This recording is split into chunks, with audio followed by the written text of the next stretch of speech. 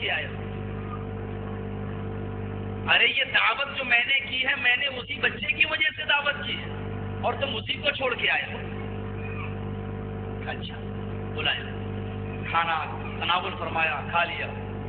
بحیرہ نے سوال کیا،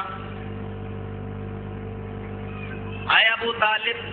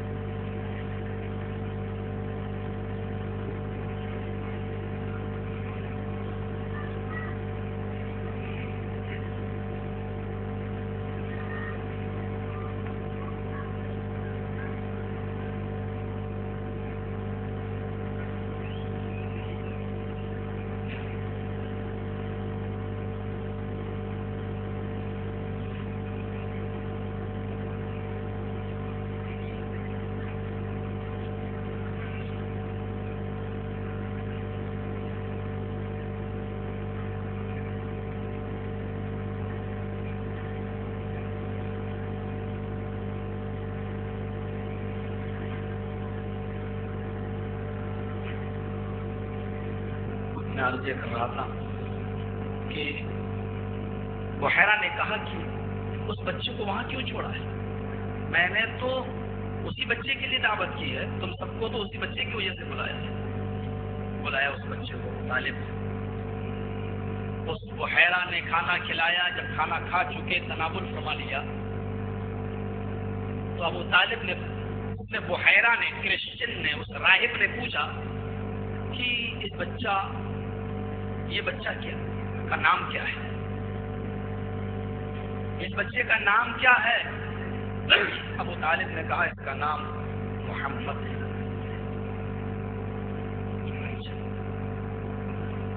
اے ابو طالب یہ بیٹا کس کا ہے؟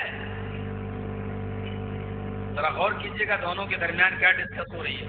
ایک عیسائی راہب اور دوسری طرف ابو طالب چچا، اور نبی کی عمر 12 سال، یعنی اس وقت آپ محمد ابن عبداللہ ہیں، محمد الرسول اللہ نہیں ہے۔ یہ کس کا بچہ ہے؟ یہ بحیرہ کرسچن راہب پوچھ رہا ہے جرجیت، یہ کس کا بچہ ہے؟ ابو طالب نے کہا ھذا ابنی، یہ میرا بیٹا ہے۔ رحمت للعالمین کے الفاظ قاضی سلمان صاحب کی جو کتاب ہے سلمان منصور پوری کی، کہ یہ میرا بیٹا ہے۔ بحیرہ نے کہا ابو طالب تم جھوٹ بول رہے ہو، یہ تمہارا بیٹا نہیں ہو سکتا۔ اس بچے کے آثار بتا رہے ہیں کہ اس بچے کا باپ اس دنیا کے اندر زندہ نہیں ہے۔ اور اے ابو طالب اگر میں یہ کہوں تو تم میری بات پر یقین کرو یا نہ کرو، بس میں نے اپنی کتابیں پڑھی ہیں، تورات پڑھی ہے، اولڈ ٹیسٹامنٹ تورات کے آدھار پر میں یہ بات کہہ سکتا ہوں کہ اس بچے کے پیدا ہونے سے پہلے ہی اس کا باپ اس دنیا سے رخصت ہو چکا ہوگا۔ ابو طالب کہتے ہیں کہ تم نے بالکل ٹھیک پہچانا، اس بچے کا باپ زندہ نہیں ہے، بلکہ وہ تو پیدا ہونے سے پہلے ہی 2 مہینے قبل ہی انتقال کر چکے ہیں۔ میں اس کا چچا ہوں۔ آئے ابو طالب اس کی ماں بھی زندہ نہ ہوگی؟ کہ تم نے بالکل صحیح پہچانا ہے۔ آئے ابو طالب ذرا اس کی قمیص اتار کے تو دکھاؤ، کیا بات ہے؟ کہ میں ایک چیز دیکھنا چاہتا ہوں، اس کے دونوں کاندھوں کے بیچ میں مہر نبوت ہے یا نہیں، ذرا میں اس کو دیکھنا چاہتا ہوں، جو دلوں کے سموہ کے مانند تھا، جو اللہ کے نبی صلی اللہ علیہ وسلم کے دونوں کاندھوں کے بیچ میں اس طرف ایک کری کے مانند، ایک ہڈی کے دلوں کے سموہ کے مانند تھا۔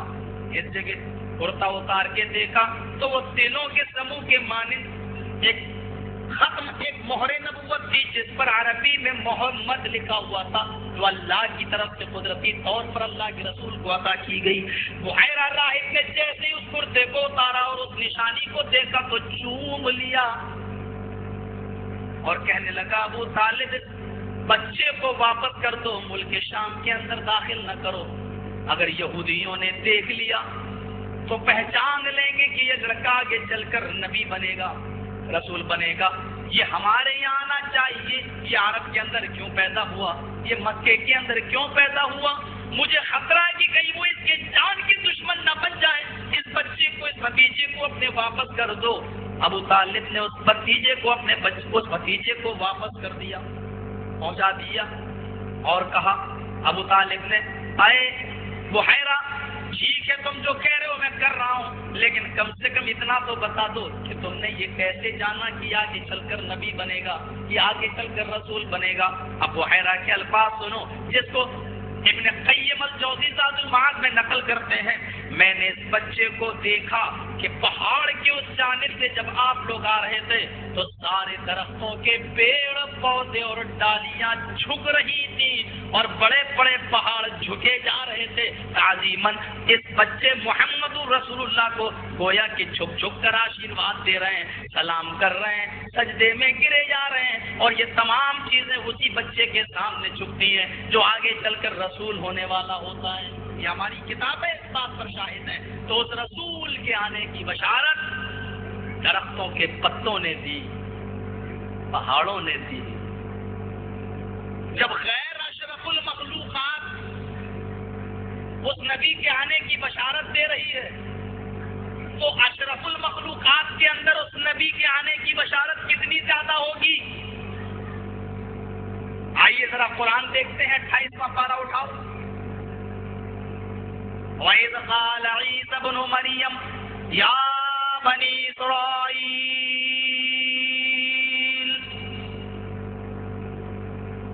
اور اس وقت کو یاد کرو جب حضرت عیسیٰ علیہ السلام نے کہا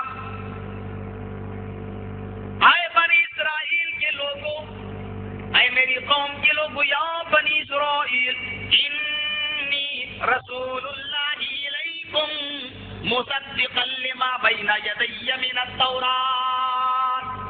اے میری قوم کے لوگوں، میں تمہاری طرف اللہ کا رسول بنا کر بھیجا گیا ہوں، مصدقا لما بین یدی من التوراۃ، اور میں تصدیق کرتا ہوں اپنے سے پہلے آنے والی کتاب کی، یعنی تورات کی. مجھ سے پہلے موسیٰ وہ کتاب لے کے آئے، میں اس کی تصدیق کرتا ہوں کہ موسیٰ جھوٹے نہیں ہیں، وہ اللہ کے رسول تھے جو مجھ سے پہلے آ چکے ہیں. وہ مبشرم برسول یاتی من بعد اسمہ احمد، وہ مجھ سے پہلے آئے تھے وہ بھی سچے اور میرے بعد جو آئے گا وہ بھی سچا. وہ مبشرم برسول یاتی، اور میں بشارت دیتا ہوں ایک ایسے رسول کی من بعد اسمہ احمد جو میرے بعد آئے گا، اس کا نام احمد ہوگا، اس کا نام احمد ہوگا. اسمہ احمد، اس کا نام احمد ہوگا. جو قرآن نے کہا، اور بالکل سے مضمون کے اعتبار سے، معجزے کے اعتبار سے نہیں. کل والی تقریر کو ریپیٹ کر لیجیے گا.